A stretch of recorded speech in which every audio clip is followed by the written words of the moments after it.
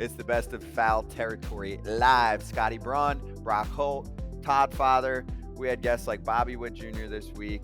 We had Tyler Glasnow and a Brock Star special. Mookie Betts joined us and gave us the inside word on what he was going through in Boston, Brock. I thought that was awesome, man. Yeah, Mook, man, one of my favorite teammates of all time. Should still be in Boston. You know, we're all sad about it, but he's in LA. He's Hollywood now. We love him. We root for him, but great to have him on the show. Always proud of that dude. A lot of East Coast love on the show today, or in this past week, of course, with the Yanks and the Mets not doing their thing. Struggle bus continues. Got to figure out ways to win games here. They are not having any more games left, so they better figure it out. Trade, sell. What are we going to do? Yeah, you're running out of time if you're both sides. A lot of good conversations about those two teams coming up. Let's run it. I hear it all the time from people. All you do is write about the Mets. Really? The most expensive team in history. Perhaps the biggest flop of all time. Guess what? They're going to get written about. They're going to get written about a lot. The Padres, not far behind them in terms of payroll. The Cardinals, it's simply shocking what has happened to them. We write about things that are relevant to readers and viewers, and that's the way it goes. And I know if you're a fan of the team, you might not like it. Well, too bad. I'm not here to be your cheerleader and your pom-pom squad. It's just a disconnect, right? A disconnect from top to bottom. A month ago, Hal Steinbrenner comes out and he says, I don't know why the fans are upset.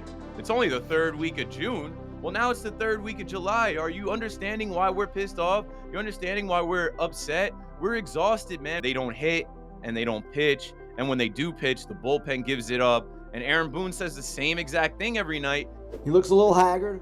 He's frustrated. He's a little bit more short-tempered, as you said, with reporters than he usually is. But you know how managers work. They're sitting there 24 hours a day trying to figure out how to get things better. And his team is just in the same rut. I miss George. Can you imagine if George Steinbrenner is still on the Yankees? There was a sense of urgency every day. There's a sense of urgency now. It's not the same. It can't be when you don't have, for lack of a better term, a raving lunatic running your team. It's different. The home run derby was probably the worst idea I've had in a long time. The third swing in, I knew I had no chance. With where you are, where you can look around the American League and say, there's not many, if any, teams that are better than us.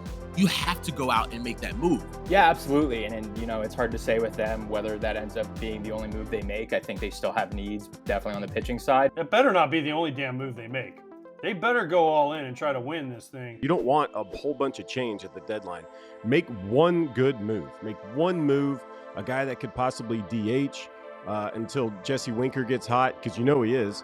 Or something like that, but just don't add a lot of pieces, because I really don't think they need a lot of pieces. Playing for the Rays is like, you're used to having like a revolving door of players come through here. Like, it's just kind of how it is. It's like a lower market team and dudes are in and out all the time.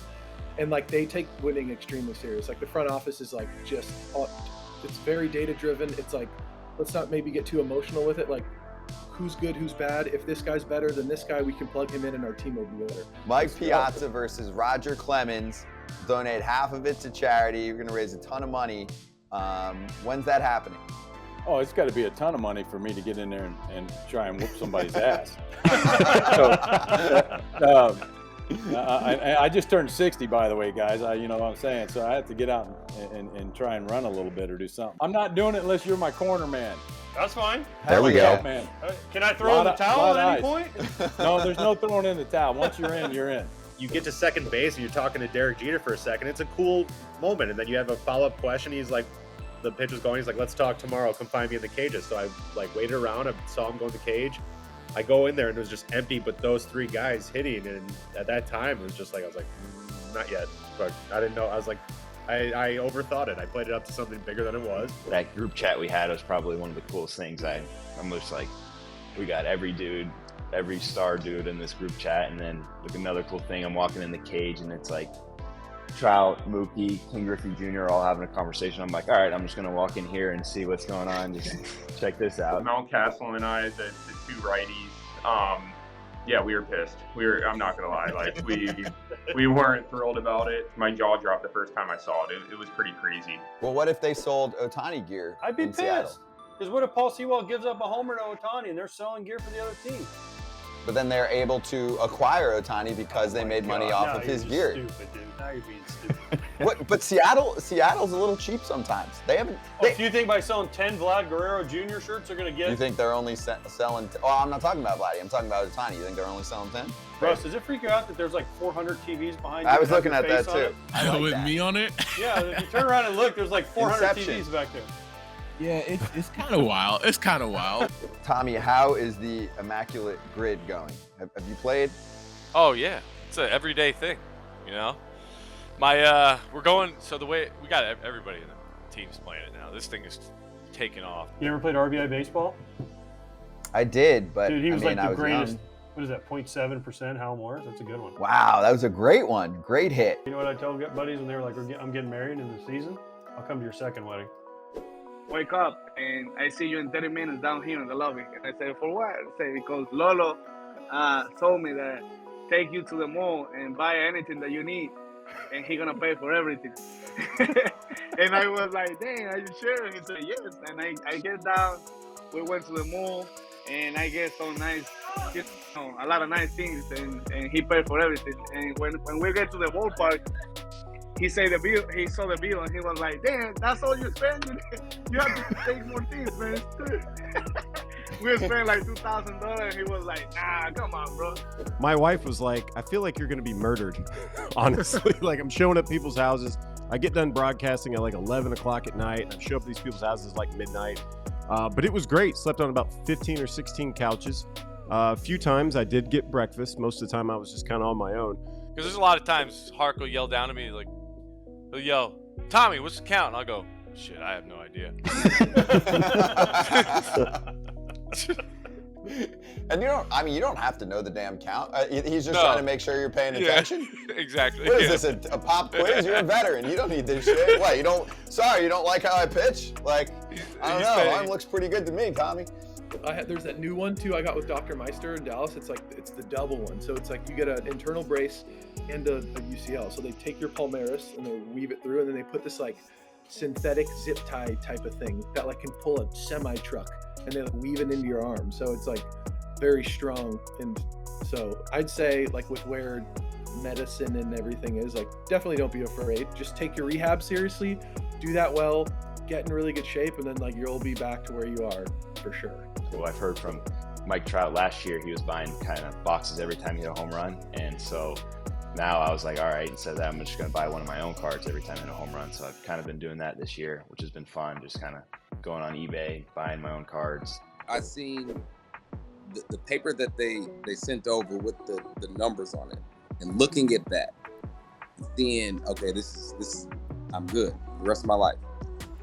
That actually saying no to that was really, really hard. But then when you take a step back and, my agents are amazing. My family's amazing. And we had this plan this whole time. And we're going to stick to it. The hardest part is going to be to say no. I was supposed to be in Dumb and Dumber and the team wouldn't let me go. We're going to film one day somewhere. And wait, were you going to be Seabass? I was going to be Seabass, kick his ass Seabass, yeah. So, and the Fairley brothers, they love to have like a New England, athlete or whatever in their movies. So I said, listen, they're not going to let me come. I'm kind of disappointed. It looked like it was going to be fun. But Cam was with the Bruins at the time. And I said, get Cam. So Cam had kind of a Canadian accent, and most of the lines in there for like a shit-kicking truck driver. I'm going to kick his ass, Seabass, and all that. So they go, we're going to get you. So you just stay tight. So the following winter, they called and they said, all right, we got a role for you. It's in the off season. We're filming in Reno. We're flying you in there.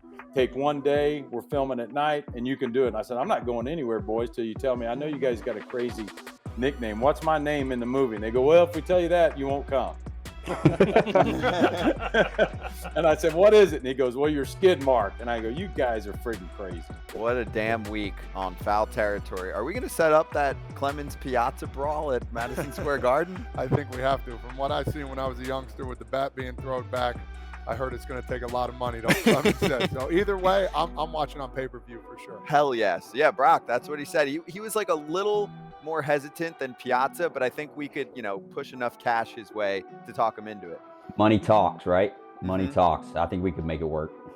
Let's do it. So let us know what you think. If you want us to get that together, then we'll be boxing promoters. We can do whatever we want on Foul Territory. We'll catch you next week. We're here 1 to 3 Eastern live on YouTube, and catch us afterward wherever you get your socials or wherever you get your pods. We'll see you next time.